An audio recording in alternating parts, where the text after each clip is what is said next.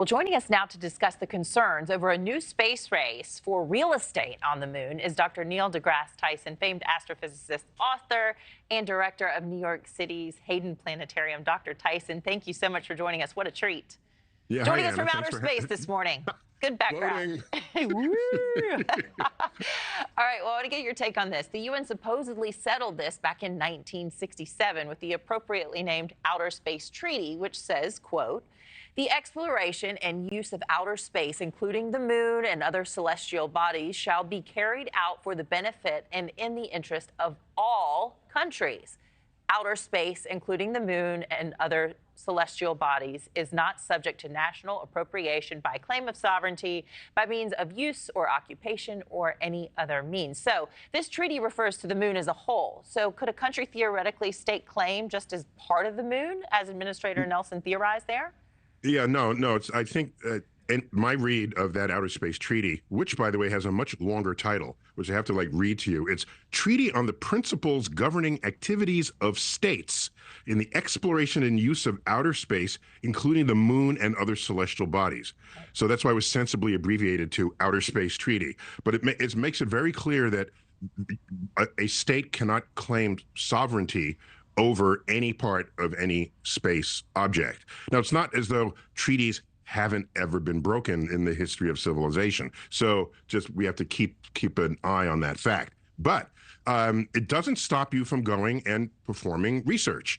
I don't want to call it an update, but a modern variant on this treaty is called the Artemis Accord, which is currently actively being signed by interested state parties. It was put forth by NASA to add some nuance to that original space treaty. And once again, it reaffirms that you can't own it. But it also asserts that whatever science you conduct, you have to share that with all participating countries. So if China pitches tent, if they pitch tent, the rule will be, even if we don't have immediate access, we have to know everything that they're doing. And that transparency is very important for the safety of explorers, but also for the shared knowledge that could benefit everyone here on Earth. That's interesting, because I was wondering, I thought, why would China share this with us? But I guess they have to.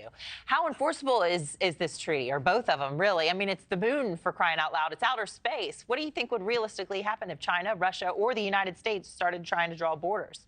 Well, by the way, just a quick fact here. I haven't checked in the last few days, but I don't think China is yet a signatory to the Artemis Accords. Ooh. So if you don't sign a treaty, you don't sign the treaty. All right. One of my concerns, just if I bring a little bit of cynicism to this, is that these treaties are very, very lofty in their goals, that we'll help each other no matter what's happening back on Earth, no matter what conflicts are internationally. In space, we are one. We are people, okay? It is very kumbaya, all right? And I get it. But what worries me is, if we're capable of that level of peace in space, why haven't we shown that on Earth? You know, I mean, so we don't have good evidence that peace can be maintained, sustained, and pursued, given how we actually behave here on Earth. Yeah, we have a hard time doing it here at home. How are we going to do it however many miles away? Not even a month ago. Go ahead, sorry. Just a quick note why the South Pole matters. Okay. It turns out there are craters that are deep enough that the rim of the crater prevents sunlight from ever touching the bottom, because the sun never gets very high when you're near the poles. And any water from comets that have collided over the billions of years of the moon's history, any water that lands in the base of that crater, it literally is where the sun don't shine, and it never evaporates.